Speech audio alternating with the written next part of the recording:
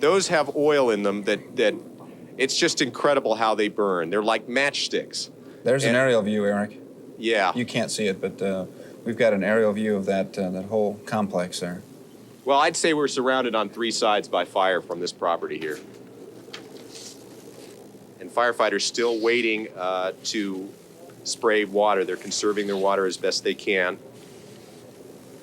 Tracking the fire, making sure that it stays far away and waiting for it to come closer before they begin to spray more water. Unrolling some hose here, moving back around, changing their location, seeing that this part over here is burning. So they're deploying, getting over on this side so that they can be ready when the fire comes down this way, and you know it will with those big trees back there. Now we're getting some big pieces of ash. These are the ash, I don't know if you can see them in the shot, but it's ash like big snowflakes coming down. Eerie sight, very dark all of a sudden. And as you're watching these pictures, we've now received an updated estimate of damage. Estimate now $1 billion damage. 1 billion with a B damage. Staggering figure. 250,000 acres burned. More than 100 people have been injured. Here comes another copter in. Is that one going to drop? Let's see if he does. Coming in low. Here comes the drop. Dropped a little bit too far away from it. So he just missed it. Gonna have to come around again. Here comes another copter. Here comes another one in. Now the copters are coming in. And that was a good drop. That was a real good drop. That's not water, is it? That's this type of foam. That's a foam mixture. Yeah. Did a tremendous job there. Yeah, he did.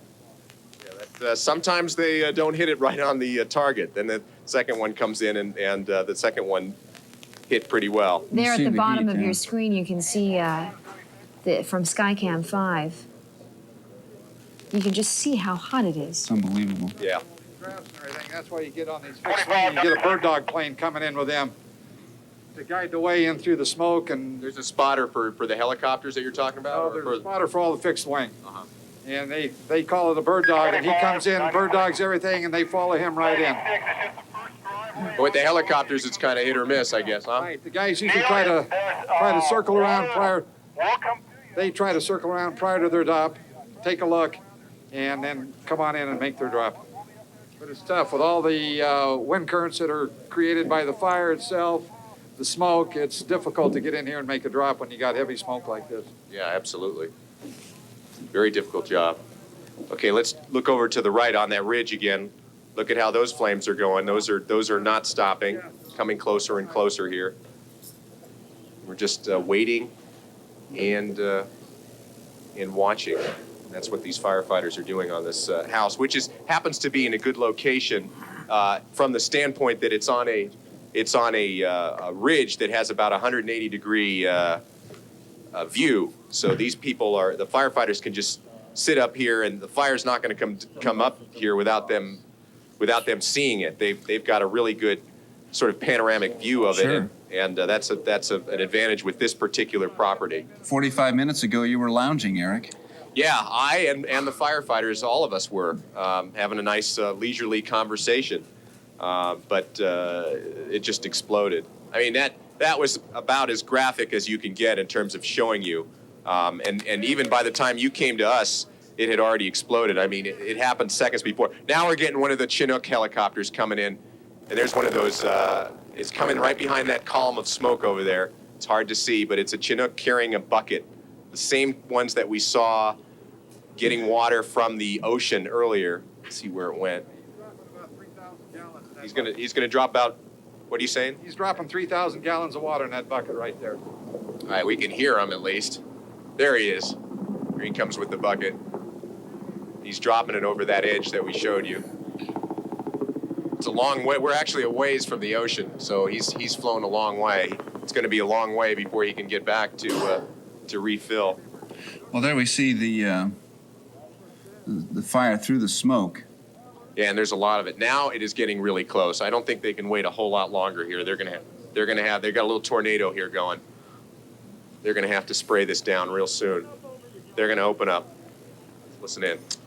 It's amazing how long they wait before they hit it with water. Well, it's a real problem. I mean, they don't have much. It's a long way from any water. We're a long way from any kind of hydrant or anything like that, from refilling their tanks. And you always want to keep some water just to protect your own life, and that's what they want to do. We've talked to firefighters here who found themselves in situations here in Tuna Canyon last night where they were without water and they were surrounded by flames. Now we're getting a little smoke tornado here. I don't know if you can see it. This is pretty close. Yeah, it's whirling around. But just waiting for it to get a little bit closer. It's come about as close as it's going to get, at least on that side. But They over wait here, till the absolute last minute when they absolutely must turn on the water, just because they are concerned about making sure they have enough water. flames continuing to. What's interesting here is that the flames appear to be circulating instead of being driven now. On occasion you see the flames being driven, but then they just circulate and sort of burn themselves out, as we just saw with that little smoke tornado there. We see now from Skycam 5 the two patches of the flames, the two hot spots. Yeah, Three, there's actually, several hot spots, really. And we're getting another drop here, another helicopter drop. He's going to take care of that thing there, that one up there. Looks like he hit it pretty well. So far, they've used about 2 or 3 helicopters on this particular fire. Eric, I know that there in some of the canyons they don't have access to fire hydrants. Where is their water source coming from? They got maybe 1 or 2 tankers, fire trucks parked out in front of the house, on the other side of the house. And look at the intensity of the smoke there. Look at those firefighters next to the pool over there. Can you see that? Oh, yeah. They're like cringing with the smoke is so severe here. It's beginning to blow this way. Now we're getting what the weather system that firefighters keep telling us about is generated by these fires. It's really blowing. And it was calm here not long ago. We saw that one firefighter removing those patio chairs. Those are combustibles, and Yeah, they want to make sure they those get them back. out. Huh? They're wooden chairs. They want to move those back because those are a danger if an ember should catch onto them. So they want to get those back as far as they can. And the flames continue to come closer and closer. Now it's hard to see more than 40 feet back out there. We're getting a lot of black smoke, burning leaves coming in this direction, embers. Spraying down the perimeter here. Now the only way you can get out is around the right. That's around it. The fence, the way, yeah, that's the way. That's the only way to get out. The fire's cutting off your escape route there. Can you go out to the left? Yeah, it looks okay that way. They've made progress on that other angle over there. But watch this tree go up right in front there, like a matchstick. It's just incredible. You can hear the fire crackling in the helicopter overhead. He's coming in now? Spraying a little bit more water. Big flames, 30-foot flames here right in front of us. Firefighters beginning to go down the hillside. How they're getting close, I don't know. I mean, the heat is just tremendous. The heat is really intense here. In fact, our photographer Gary is moving back because the heat is so intense. Firefighters covering up, going down closer.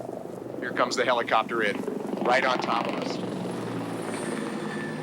Dropping the white foam water mixture right on the perimeter. He missed the spot where most of the flames are, but he hit a spot in between the house, that fence there, and the flames.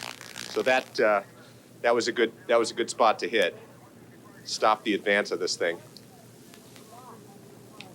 A lot of hard work to be done here. This is a difficult job. Another tree going up right down there. See that one going? There's another house. There's houses over there too as well. Hearing another helicopter drop. Another another tree going up. The fire raging right in front of us. Firefighters here to our left with the hose, pulling the hose back over to the other side. They're redeploying to this right-hand side here because the fire seems to be the most intense on this side. Eric, about how many firefighters are there with you right now? We have, I can see about 6 of them, 6, 7, 8, 9, and there's some other ones out on the other side who are back up on that ridge. Okay, they're deciding where to go here. This is a situation where your strategy constantly. Okay, they're concerned about our cable. We got to see if we can get our cable out of the way. They're constantly changing their strategy as the fire moves. The firefighters redeploy. It's like an army. Comes another helicopter in, and these are also part of the arsenal as well. That, I think, was a water drop, not the foam. Now we have firefighters going down the hillside, spray down that tree there. Another helicopter coming in very low and making the drop. Right in front of the house. Now the hillside over to our right is exploding in flames. We got a lot of copters working this thing now. We got 4 or 5 of them coming through. They're coming through in about minute or 30-second intervals, coming through very quickly. Difficult job. Look at the smoke there. How can you see when you fly in that? How in the world can they see where they're going? Not only that, but how can you breathe as well? Yeah. Very intense heat here. Now, to the right of this house, you say there are other homes back in that area too? Yeah, there's bulldozers working on that ridge over there. We saw them. It looks like they're making some progress. There are a lot of resources here being used to. Here comes another copter in over here. You can hear it. It's just overhead, I think. You're watching continuing coverage of the wildfires that are hit Southern California on KTLA TV, Los Angeles. If you're just joining us, we're at the top of Tuna Canyon Road, a house that's on the top of the hillside here, overlooking most of the canyon. It caught fire about 20 minutes or so ago, the fire was lazily making its way up the canyon. The part in front of the house began to erupt in flames about 20 minutes or so ago. The firefighters have managed to stop the flames thus far from reaching this house that we're at. People who live here evacuated. We don't know where they are. We have fire crews standing by with their hoses. What they do, we've seen it, they get ready, they get the hoses out, and then they wait for the fire to come closer, and then it's amazing how little water they use to actually control it. They haven't used a whole lot of it. They try and conserve it as best they can. And the flames being obscured by dark smoke here. And the aerial attack continues. Eric, about how far away would you say those flames are from you now? 40 or 50 feet. I guess he's going to drop on the other side.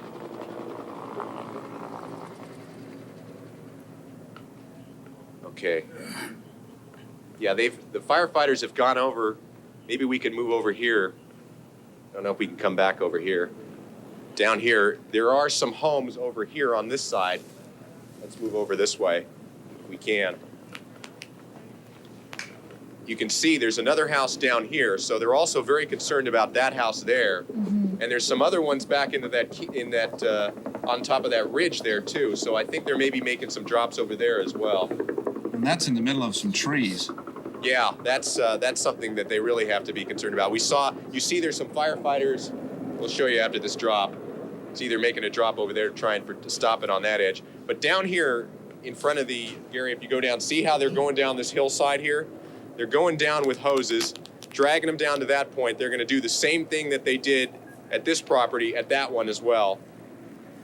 That situation there is a little bit harder because that house is surrounded by big trees, and they look like they might be some eucalyptus trees.